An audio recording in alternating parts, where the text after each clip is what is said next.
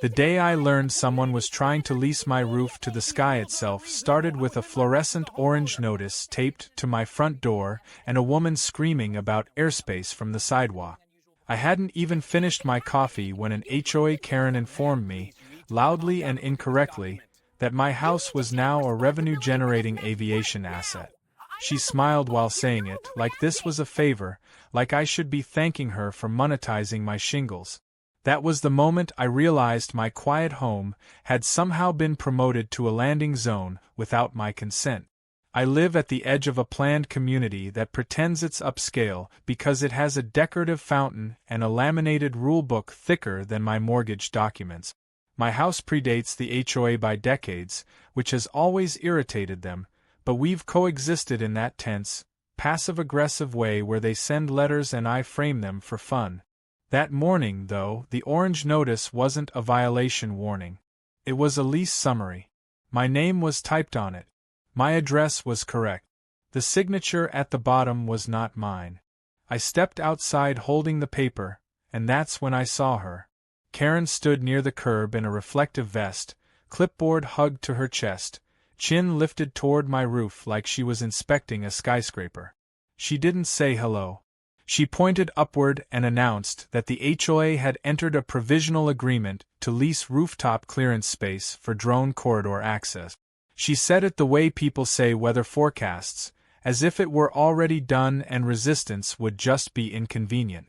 I laughed, which apparently offended her deeply. She snapped that this wasn't a joke and that unmanned aerial logistics were the future, whether I liked it or not.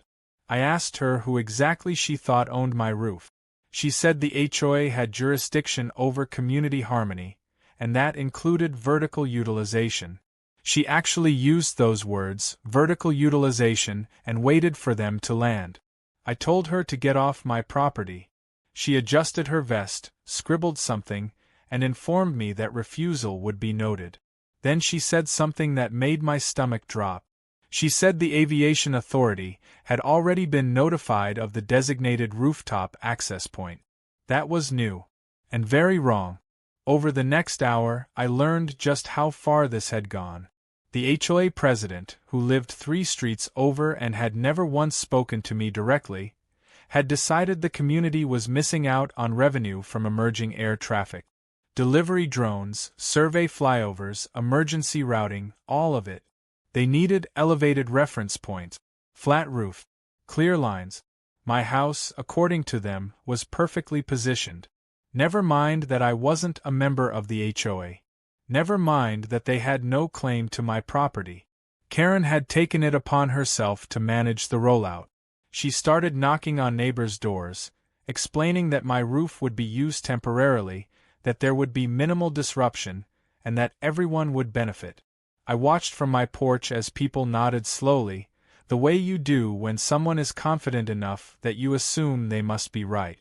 One guy even gave her a thumbs up. I called the HOA office and was told I'd need to submit a formal objection in writing. I asked them how they'd managed to draft a lease without my consent. They said it was a standard provisional agreement, subject to final approval. I asked who signed it. They said the Architectural Review Committee chair had authority. I reminded them I wasn't under their authority. The woman on the phone paused, then said she'd escalate it. That was when the first drone flew over my house. It wasn't large, but it was low enough that I could hear it, a mechanical buzz cutting through the morning like an insect with a purpose.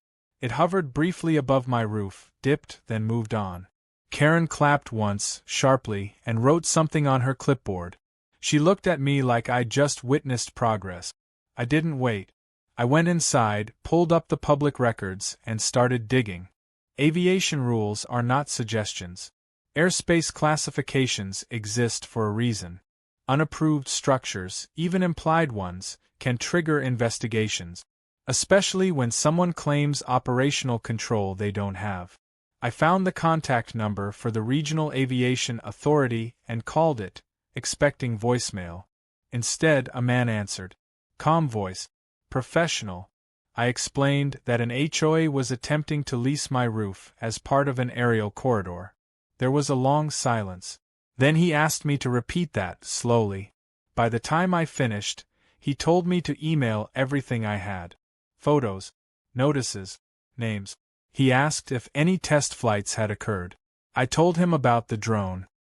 He exhaled, and I could hear something shift on his end, like a chair rolling back. He said someone would be looking into it immediately. I went back outside just as Karen was placing a small temporary marker near my driveway. She said it was for survey alignment. I asked her if she'd spoken to the aviation authority that morning. She said they were fully aware. She said they were excited. Her confidence was absolute, and for a brief moment I almost admired it. Then a white SUV pulled up. No lights, no sirens. Just official insignia on the door and two people stepping out with folders already open. They didn't look at Karen first. They looked at my house, then at the roof, then at the marker. One of them asked who was responsible for the claimed rooftop operations. Karen raised her hand like a student eager to answer. I watched her expression change as they introduced themselves. The vest didn't help her now. She launched into her explanation, full of buzzwords and optimism, and they let her talk. They always do. When she finished, one of them asked for the signed authorization from the property owner. She turned and looked at me. I smiled and held up the orange notice. The man took it, read it once, then again, slower. He asked Karen who advised her that an HOA could lease vertical access over private property without consent. She said it was implied. He wrote something down. Then he asked if any unmanned flights had already occurred. She hesitated. I pointed upward. The air felt heavier after that. They told her to stop all activity immediately. They told her to remove the marker. They told her there would be follow-up. Karen's voice dropped an octave as she asked what kind of follow-up. The woman from the SUV told her it depended on how many regulations had been violated and how quickly. As they left, one of them handed me a card and told me to call if anything else happened. Karen stood on the sidewalk staring at my roof like it had betrayed her. She didn't say anything as she walked away, but her grip on the clipboard was tight enough to bend it.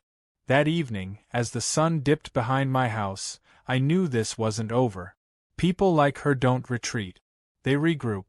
And now that the sky itself had entered the argument, I had a feeling the HOA was about to learn that some spaces are not theirs to rent. By the next morning, the orange notice was gone, but the tension hadn't left with it. It lingered in the air like static, the kind that makes your skin prickle before a storm. I stepped outside and immediately noticed two things. First, my roof was exactly the same as it had always been, quiet and unremarkable. Second, three of my neighbors were standing across the street, pretending not to stare at it. Karen wasn't among them, which should have been reassuring, but instead it felt ominous. When someone like her goes silent, it usually means she's convinced herself she's right and is just looking for a better angle to prove it. I waved at the neighbors. One waved back. Another looked down at his phone like it had suddenly become fascinating. The third gave me a tight smile that said he knew more than he was comfortable admitting. I didn't have to wait long to find out what that meant. Around mid-morning, my phone buzzed with a notification from the county records system I'd signed up for years ago out of boredom and mild paranoia. A new filing had been submitted referencing my address. I opened it, expecting maybe another complaint or some half-baked zoning inquiry. Instead, I saw an application for a temporary aviation easement. It wasn't approved. It wasn't even complete. But it existed. And the applicant name made my jaw tighten. The HOA. I read it 3 times to be sure. They were claiming a need for temporary aerial access clearance for community infrastructure assessment. No mention of drones delivering packages. No mention of leasing. Just vague, bureaucratic language designed to sound harmless. It was clever in the way only people who don't actually understand the law can be clever, like rearranging words might change reality. I called the number on the Aviation authority card again. This time, I got voicemail, but it felt different knowing they already had context. I left a message, calm but detailed, and attached screenshots of the new filing. Then I did something I hadn't planned on doing. I drove over to the HOA office. The building sat next to the fountain that everyone loved taking photos of, all glass and fake stone, like it was trying to project transparency while hiding behind policy. Inside, the receptionist recognized me immediately. She gave me the same polite smile you give someone who's already been discussed in a meeting. I asked to speak to the HOA president. She said he was unavailable. I asked about the aviation easement filing. She said she couldn't comment on ongoing initiatives. I asked who had authorized it. She hesitated just long enough to answer the question without answering it. That's when Karen appeared from a side hallway, no vest this time, just business casual and that familiar expression of controlled triumph. She greeted me like we were colleagues, like yesterday hadn't happened at all. She said the HOA was simply exploring options and that I didn't need to be so hostile. She said the community was excited. I told her the Aviation Authority had already told her to stop. She smiled and said they had suggested revisions, not cancellation. That was a lie, and we both knew it, but she said it smoothly enough that anyone listening might believe her. She leaned in slightly and lowered her voice, telling me I was overreacting to a temporary measure that could benefit everyone. I asked her why my name was on the filing. She said it was standard to list affected properties. I asked why it was listed under consent. She said that was a clerical assumption and could be updated later. The way she said later made my teeth grind. I left before I said something that would make things worse. On the drive home, I noticed a small quadcopter hovering near the edge of the neighborhood, higher this time, far enough away to be deniable. It didn't come near my house, but it didn't have to. The message was clear. She wasn't backing down. That afternoon, the Aviation Authority called me back. The calm voice was still calm, but there was an edge to it now. He said they'd seen the filing. He said it raised concerns. He asked if anyone from the HOA had contacted me directly since the previous day. I told him about Karen. He sighed and said they were escalating the matter internally. He also said something that stuck with me. He said that unauthorized claims over airspace, even implied ones, could trigger serious consequences if flights occurred under false pretenses, especially if someone was representing themselves as having control they didn't possess. He told me to document everything and not to engage further if possible. Of course, that was exactly when Karen decided to engage everyone else. By evening, the neighborhood group chat was on fire. Screenshots of messages flew back and forth, half of them clearly written by Karen herself, explaining that a misunderstanding with a single homeowner was delaying a lucrative opportunity. She never named me, but she didn't have to. People asked questions. She answered them confidently. She said the Aviation Authority was on board. She said the drones were safe. She said this was progress. I typed a response, deleted it, typed another, deleted that too. Finally, I posted a single sentence saying that no one had permission to use my property or roof for any purpose, aerial or otherwise. The reactions were immediate. Some people supported me. Others accused me of being selfish. One person asked why I hated technology. Karen replied last. She said she hoped I would reconsider for the good of the community. That night, I stood in my backyard looking up at the dark sky, listening for a buzz that didn't come. I knew she was counting on momentum, on confusion, on the idea that if she acted like it was already decided, it would eventually become true. What she didn't seem to understand was that the sky is one of the most regulated spaces on Earth, and pretending to own a piece of it is a fast way to get noticed by people who do not appreciate imagination. Somewhere above my roof, invisible lines existed that she had just stepped across. And unlike HOA rules, those lines came with consequences. The first official letter arrived 2 days later, slid into my mailbox with enough authority that I could feel it before I touched it. Thick paper, formal envelope, return address stamped in a way that suggested this wasn't a warning but a record. It wasn't from the HOA. That alone made my pulse slow in a very specific, satisfied way. It was from the regional aviation office, and it informed me that my property had been flagged in connection with an unauthorized airspace representation inquiry. Flag sounds ominous until you realize it cuts both ways. The letter explained that a third party had submitted documentation implying operational control over rooftop and immediate vertical clearance associated with my address. It requested confirmation, in writing, that I had not granted such authority. It also advised me, politely but firmly, to report any further aerial activity originating from or targeting my structure. The final paragraph made it clear that false claims of control could expose the submitting party to civil penalties and regulatory enforcement. I signed the confirmation and sent it back within 10 minutes. That afternoon, Karen showed up again. This time she didn't bring a clipboard or a vest. She brought paperwork. A stack of it, thick enough that she had to brace it against her hip as she walked up my driveway like she belonged there. She didn't knock. She rang the bell twice, fast, the way people do when they want to establish urgency. When I opened the door, she launched straight into it. She said the HOA was moving forward with a revised proposal. She said legal had reviewed the situation. She said the aviation authority correspondence was routine and nothing to be alarmed about. She held up the papers like proof, flipping through them just fast enough that I couldn't read anything. I asked her to step off my property.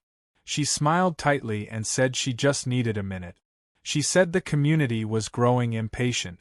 She said delays could cost everyone. She said my refusal was becoming an issue.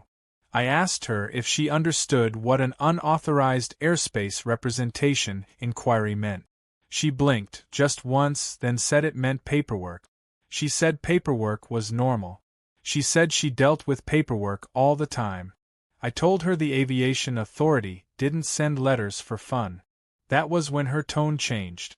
The confidence didn't disappear, but it hardened, like she'd decided friendliness was no longer efficient. She said the HOA had contingency plans. She said zoning and safety concerns could be revisited. She said she'd hate for inspections to suddenly become necessary. She said it in a way that was clearly meant to sound casual. I laughed again, because at this point it was either that or scream. I told her that threatening inspections over a fictional lease was a bold strategy. I told her she should probably stop talking and consult whoever she thought legal was. She snapped that she was authorized to speak on behalf of the board. I closed the door. Through the window, I watched her stand there for a moment, papers clutched too tightly, jaw working as if she was rehearsing what she'd say next. Then she turned and walked back to the sidewalk, phone already at her ear. That evening, the sky buzzed. It wasn't directly over my house, not at first. It was higher, farther out, a distant mechanical hum that drifted in and out like a mosquito you can't quite see. I stepped outside and scanned the horizon. Near the edge of the neighborhood, above the rooftops closer to the HOA core, a drone hovered steadily, lights blinking.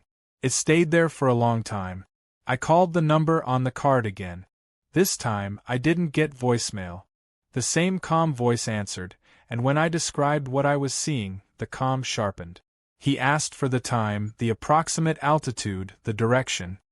He asked if it appeared to be conducting any survey maneuvers. I told him it was holding position. He thanked me and told me to stay put. 10 minutes later, the drone moved. It drifted slightly, then descended, disappearing behind houses that weren't mine. The sky went quiet again, but my phone buzzed almost immediately with a message from the neighborhood group chat. Karen had posted an update saying that preliminary assessments were underway and that residents should not be alarmed by temporary aerial activity. I took screenshots.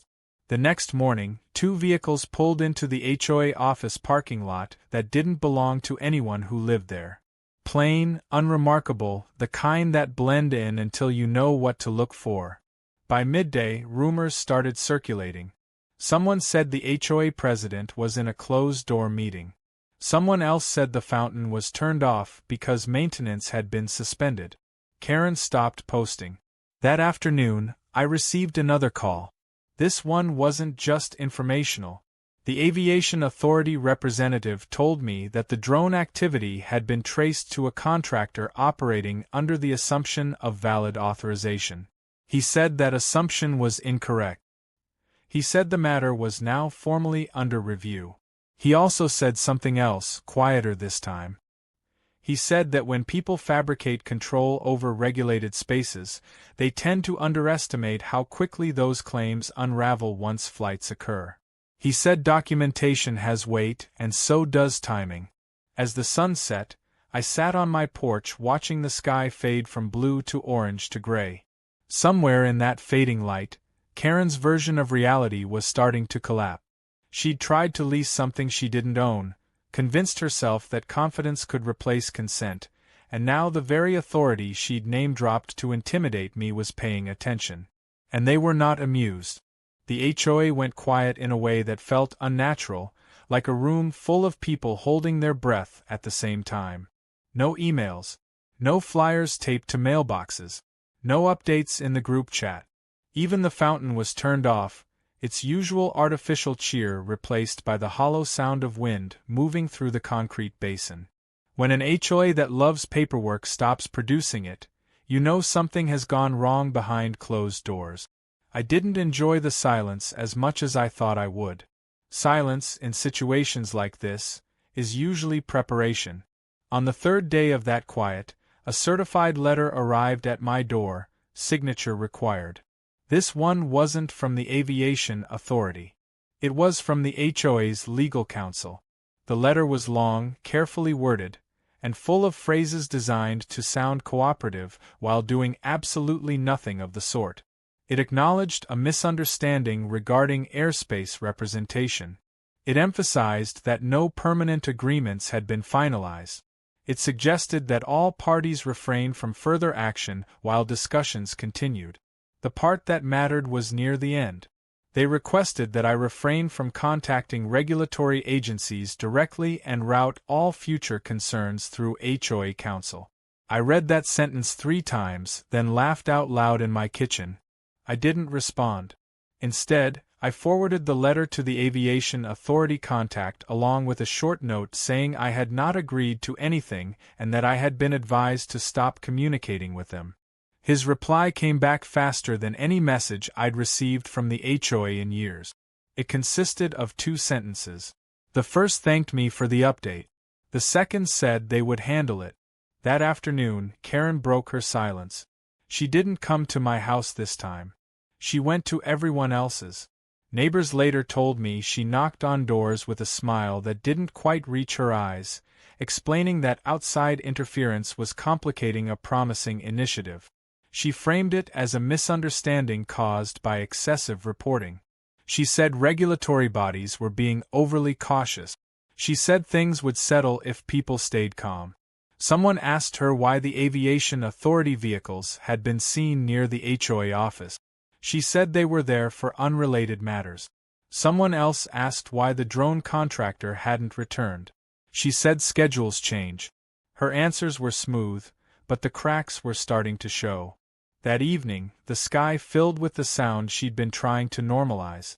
This time, the drone came closer. It didn't hover over my roof, not directly. It circled nearby, just enough that anyone watching could argue it wasn't targeting me. But it dipped low enough that I could clearly see it, black frame, steady lights, camera gimbal tilting as it adjusted. It made 2 slow passes, then pulled back. I didn't call anyone. I didn't need to. Within 20 minutes, my phone rang. The Aviation Authority representative didn't ask questions this time. He told me they had received multiple reports. He told me the flight had been logged and identified. He told me that the operator had claimed authorization through the HOA. Then he told me that claim was about to become a problem. The next morning, the problem arrived. A white truck with government markings pulled up in front of the HOA office, followed by another and then another. People slowed their cars to stare. Someone filmed from their phone.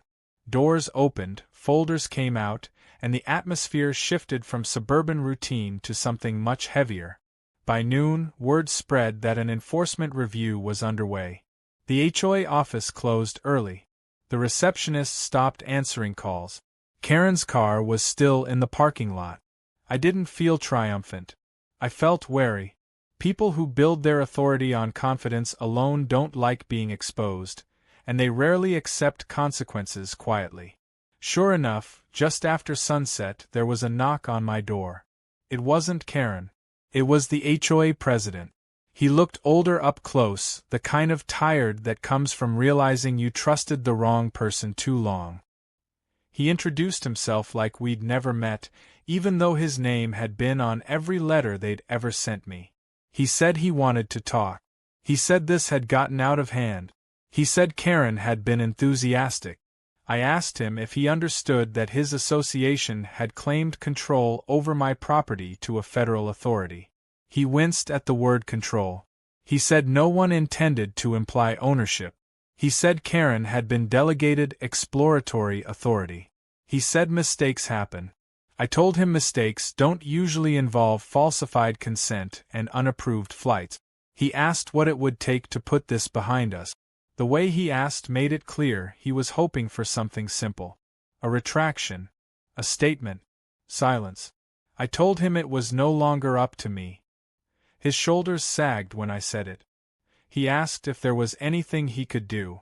I told him he should probably start by telling the truth to whoever was asking questions and stop letting Karen speak for him. He nodded slowly, then left. As I closed the door, I looked up at my roof, still untouched, still mine. Karen had tried to turn it into a bargaining chip, a vertical asset, a piece of imaginary power. Now the weight of actual authority was pressing down on the people who let her do it. And the higher this had gone, the harder the fall was going to be. The fallout didn't come all at once. It crept in through whispers, half-confirmed updates, and the subtle way people avoided eye contact when they passed my house. The HOA office stayed closed for 2 full days, blinds drawn, fountains silent, like the heart of the neighborhood had decided to pretend it wasn't there. Karen's car disappeared from the parking lot sometime during that stretch, and that absence spoke louder than any announcement ever could. On the 3rd morning, an email finally went out to all residents. It was signed by the HOA president, not Karen, and it was written in the careful tone of someone who had been coached sentence by sentence. It said the association was cooperating with an external review. It said certain initiatives had been paused. It said residents should direct all questions to legal counsel. Karen's name appeared once, buried in a line about a former volunteer coordinator. Former was doing a lot of work there. By noon, my phone rang again. This time the Aviation Authority representative didn't bother with pleasantries. He told me the review had escalated from inquiry to enforcement. He said multiple misrepresentations had been identified. He said unauthorized drone operations tied to false claims of consent were taken very seriously. Then he said something that made me sit down. He said the HOA had attempted to retroactively justify control by submitting amended documents that still listed my property. They had tried to fix the lie instead of removing it. I told him I hadn't agreed to anything and never would. He said he knew. He said that was now well documented. He also said the contractor operating the drones had already suspended their relationship with the HOA and was cooperating fully. When I asked what that meant for the association, he paused before answering. He said consequences tend to scale with persistence. That afternoon, Karen reappeared. Not at my door. At the edge of my driveway. I saw her before she said anything, standing there with her arms folded, posture stiff, expression set in a way that felt rehearsed. She didn't cross onto my property this time. That alone told me something had shifted. The confidence was still there, but it was brittle now, like glass under pressure. She said we needed to talk. I told her no, but she talked anyway. She said the situation had spiraled. She said people were overreacting. She said regulators didn't understand community innovation. She said I could have stopped this earlier by being reasonable. She said a lot of things, fast, like if she kept moving forward she wouldn't have to look down. I asked her if she'd submitted amended documents listing my roof again. She didn't answer directly. She said the HOA had a responsibility to correct misunderstandings. She said removing properties too early could complicate reviews. She said legal advised consistency. I told her consistency wasn't the same as truth. Her face tightened. She accused me of enjoying this. She said I liked watching things fall apart. She said I'd turned a simple idea into a federal issue. When I reminded her that she was the one who'd invoked the Aviation Authority in the first place, she snapped that she'd done what she had to do to be taken seriously. That was the first honest thing she'd said. She asked me, finally, what I wanted. The question wasn't an offer. It was a test. She was trying to see if there was a lever she could still pull. I told her I wanted my name off every document, my property removed from every filing, and no further contact from the HOA regarding anything that involved my roof, my airspace, or my silence. I told her the rest was between the HOA and the people who enforce rules in the sky. She stared at me for a long moment, then laughed, sharp and humorless. She said it was too late for that. She said things were already in motion. She said I'd force their hand. I watched her walk back to her car, shoulders rigid, steps too quick. As she drove away, I noticed her brake lights flicker twice before she turned the corner, like hesitation trying to surface and being shut down. That evening, the neighborhood group chat exploded again, but this time it wasn't controlled. Someone posted a photo of enforcement vehicles outside the HOA office. Someone else shared a screenshot of a public notice about suspended operations related to unmanned aerial activity. People started asking questions Karen couldn't answer anymore. She tried anyway. She jumped into the thread with a long message about resilience and misunderstanding, about innovation being punished, about external forces stifling progress. Within minutes, someone replied asking why she'd claimed authority she didn't have. Another asked why she'd used a private home without consent. A third asked why the HOA's insurance provider had sent out a notice earlier that afternoon. Karen stopped responding after that. Late that night, as I was locking up, I heard the familiar hum one last time. A drone, high and distant, passing over the neighborhood without slowing, without circling, without interest in my roof at all. Just a machine following rules, indifferent to human ambition. I looked up and smiled. Karen had wanted the sky so badly she'd forgotten it doesn't belong to people who pretend. And now that the weight of real authority had landed, the ground beneath her plans was starting to give way. The next morning, the neighborhood woke up to paperwork. Not the friendly kind with logos and community updates, but the kind that arrives quietly and makes people reread sentences with a knot in their stomach. HOA members received notices about special assessments being postponed. Vendors were informed that contracts were under review. The board announced an emergency meeting, closed session only, no residents allowed. That last part didn't stop people from gathering outside the office anyway, phones out, curiosity buzzing louder than any drone ever had. I stayed home. There's a point in situations like this where being visible stops helping and starts inviting blame. Karen had already tried to make me the obstacle. I wasn't about to give her a stage. Instead, I watched from my window as the HOA president arrived early, shoulders hunched, tie loosened. Two board members showed up separately, neither speaking to the other.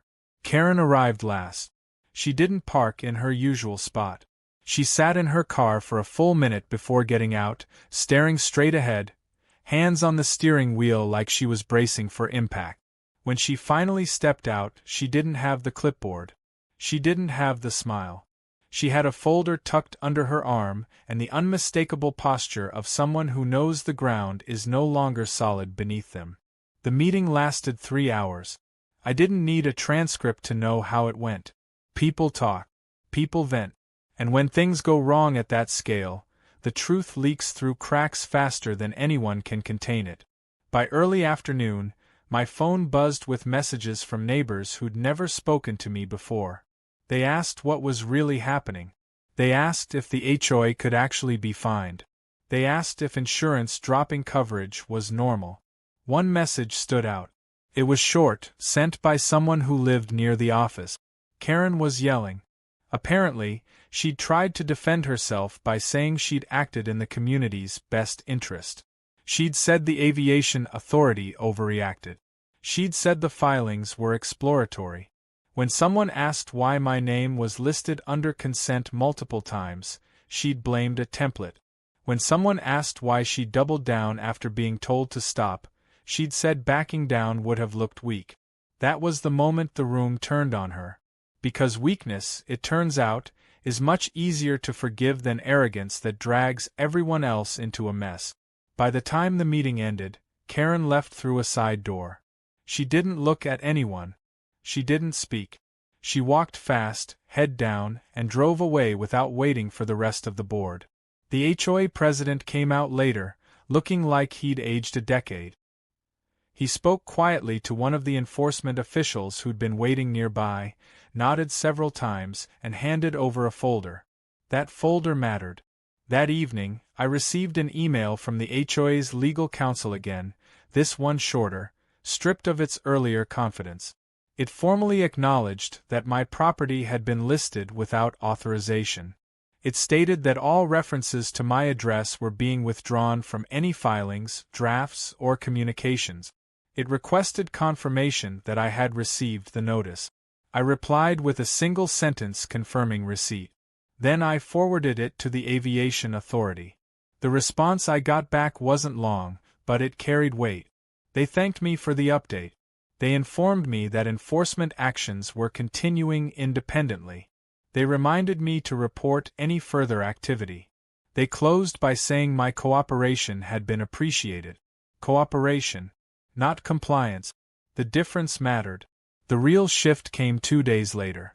A public notice appeared on the HOA website, visible to anyone who bothered to look. It announced that Karen was no longer acting in any official or volunteer capacity. It didn't explain why. It didn't apologize. It didn't mention airspace, drones, or authority. But everyone knew. The neighborhood group chat reacted instantly. Some people expressed shock. Others said they'd seen it coming. A few tried to defend her, saying she'd meant well. Those voices were quieter now, drowned out by the growing realization that her confidence had nearly cost the entire association a fortune. That afternoon, I saw Karen one last time. She was loading boxes into her car in front of her house, movements sharp and irritated. I didn't approach her. I didn't need to. As she slammed the trunk shut, she looked up and noticed me watching from my porch. For a moment, there was something raw on her face. Not anger. Not even defiance. Fear. Fear of what comes after the performance ends and reality finally catches up. She got into her car and drove away without a word. As the sun set, the sky above my roof remained empty, quiet, exactly as it should have been. The HOA had lost control of the narrative. Karen had lost control of the lie. And the authority she'd tried to wield like a prop had turned out to be very real, very heavy, and completely uninterested in excuses. The story wasn't finished yet. Enforcement doesn't rush, and consequences rarely arrive all at once. But the direction was clear now. She had tried to lease the sky. And the sky had answered back. The waiting was the hardest part, because by then there was nothing left to argue about, only consequences moving through systems too large to care about anyone's intentions. The HOA office reopened with reduced hours, the fountain came back on like nothing had happened, and the neighborhood tried to settle back into routine. But routine felt fragile now, like everyone was aware that the illusion of control could crack at any moment. I thought it was over. Or at least that my part in it was. Then the letter arrived. This one wasn't from the HOA, and it wasn't from the Aviation Authority either. It was from the association's insurance provider, addressed to me by name, and it referenced the incident in language that made my eyebrows climb. They were conducting a liability review. They wanted a statement confirming that I had not authorized any use of my property or airspace, and that I had not received any compensation or benefit from the attempted lease. In other words, they were checking to make sure I wasn't part of the problem. I gave them exactly what they asked for, nothing more. Clear dates, clear denials, copies of correspondence. When I sent it off, I felt that familiar sense of stepping aside while something larger rolled forward. Insurance companies don't do reviews for entertainment. They do them to decide who's about to pay. The answer came faster than I expected. 2 days later, a notice went out to HOA members informing them that the association's insurance coverage would not extend to any claims arising from unauthorized aerial activity or misrepresentation of property control. It was written in dense legal language, but the meaning was simple enough that even the group chat understood it. If fines were coming, the HOA was on its own. That night, the emergency meeting resumed, this time with homeowners allowed to attend. I didn't go. I didn't need to hear the arguments, the justifications, the attempts to rewrite history. The messages I got afterward told me everything. Voices raised. Accusations flying. Someone asking how this had been allowed to happen. Someone else asking why warnings had been ignored. Karen's name came up a lot. But so did the board's. Blame, it turns out, is contagious. The real confirmation came the following week, delivered quietly, without drama. A public enforcement summary was posted by the Aviation Authority, outlining violations related to unauthorized drone operations and false claims of airspace control within a residential area. It didn't name individuals, but it named the association. It listed penalties. It listed corrective actions. It listed a compliance timeline. I read it twice, slowly. Karen hadn't just been wrong. She dragged the entire HOA into a regulated world that doesn't care about enthusiasm or intent. The fines were substantial enough that people started doing math in public. Assessments were discussed. Lawsuits were mentioned. Suddenly, everyone understood what vertical utilization really meant. It meant gravity. A few days later, I received one final call from the Aviation Authority. The representative thanked me again, said the matter was nearing resolution, and told me there would be no further action required on my part. Before hanging up, he added something almost casually. He said cases like this often start small. He said they escalate when someone refuses to accept boundaries. He said most people learn before it reaches enforcement. Most people. That evening, I walked the neighborhood for the first time in weeks. People nodded. A few apologized, awkwardly. One neighbor admitted they'd believed Karen because she sounded so sure of herself. Another said they'd assumed the HOA wouldn't risk something that big without permission. Assumptions, I'd learned, are powerful things. As I turned back toward my house, I saw a moving truck parked 2 streets over, Karen's old address printed on the mailbox in the foreground. I didn't know where she was going, and I didn't care. Her story here was finished, whether she accepted that or not. When I got home, I stood in my driveway and looked up one last time. No drones. No markers. No imaginary leases written in the clouds. Just open sky, governed by rules that don't bend for confidence or convenience. There was one chapter left to this mess, and it wasn't about confrontation anymore. It was about accountability. And accountability, unlike authority, doesn't need to pretend. The final consequence didn't arrive with sirens or shouting. It arrived the way real endings usually do, quietly, in writing, impossible to argue with once it existed. I found out on a Tuesday morning, through a public posting buried on a government website that most people never check unless they're looking for trouble or closure. The Aviation Authority had closed the case. Not dismissed it. Closed it. The summary was clinical, precise, and devastating in its simplicity. Unauthorized representation of airspace control. False consent documentation. Unapproved unmanned operations. Failure to cease after notice. Penalties assessed. Compliance orders issued. And then the line that made me sit back in my chair. Permanent prohibition against the association engaging in or facilitating any aerial, rooftop, or vertical utilization agreements without direct federal approval and individual property owner consent. Karen hadn't just lost. She'd poisoned the well so thoroughly that no one else could even approach it. The HOA sent one last email that afternoon. It was shorter than any before it, stripped of ambition, stripped of spin. It acknowledged the enforcement outcome. It confirmed that fines would be paid from reserve. It warned of possible future assessments. It stated that new internal controls would be implemented. It did not mention innovation. It did not mention drones. It did not mention the sky. It also did not mention Karen. People reacted in stages. First came disbelief, then anger, then the slow settling of reality as spreadsheets circulated and numbers became unavoidable. Some residents were furious at Karen. Others were furious at the board. A few were furious at me, quietly, the way people get angry at the messenger when they don't like the message. None of it touched me. My roof was still mine. My name was clean. And every authority that mattered had it on record that I'd said no from the beginning. A week later, a certified letter arrived from the HOA. This one was different from all the others. No threats, no requests, just a formal apology written by counsel, acknowledging that my property had been improperly referenced and that no future claims would be made.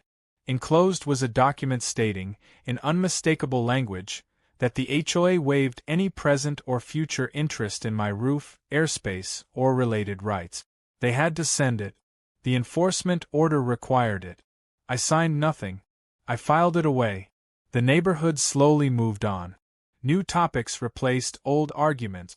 The fountain ran again. Committees reorganized. Someone suggested repainting the clubhouse. Life resumed, but it never quite went back to the way it had been. There was a new caution in the air, an unspoken understanding that confidence doesn't equal authority, and pretending otherwise can be expensive. I never saw Karen again. I heard things, of course, that she'd tried to frame it as a misunderstanding elsewhere, that she'd complained about being scapegoated, that she still insisted she'd been right in principle. Maybe she believed it. Maybe she needed to. People who build themselves on imagined power don't collapse gracefully. But the truth didn't need her agreement. One evening, months later, I stood on my porch as a delivery drone passed far overhead, well within a regulated corridor, invisible to most people, irrelevant to my life. It didn't slow. It didn't look down. It didn't care who lived below. That was the irony she'd never understood. The sky doesn't negotiate. It doesn't belong to confidence, committees, or clipboards. It belongs to rules written in hard lessons and enforced without emotion. You can't lease it by acting official. You can't control it by sounding certain. And you definitely can't bully your way into it with laminated authority. Karen had tried to turn my roof into a shortcut to power. She'd tried to rent something she didn't own, thinking momentum would carry her through. Instead, momentum carried her straight into a system that doesn't blink. In the end, nothing dramatic happened to me. No victory speech. No public vindication. Just a quiet return to normal, with one important difference. Everyone learned where the real boundaries were. And every time I look up at my roof, unchanged and unclaimed, I'm reminded that some spaces don't belong to the loudest voice in the room. They belong to the people who know when to say no and let gravity do the rest.